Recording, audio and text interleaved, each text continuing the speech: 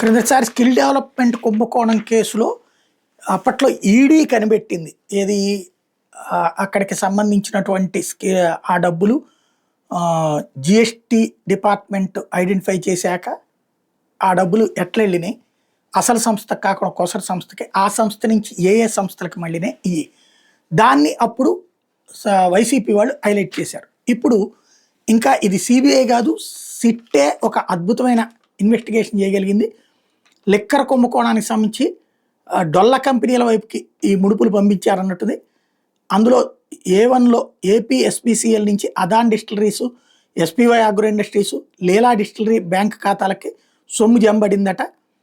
ఆ తర్వాత దశ 2లో డిస్టిలరీ నుంచి Olvik multi ventures private limited, Naina multi ventures private limited, Kripati enterprises, Vishal enterprises ఖాతాల్లోకి వెళ్ళిందట.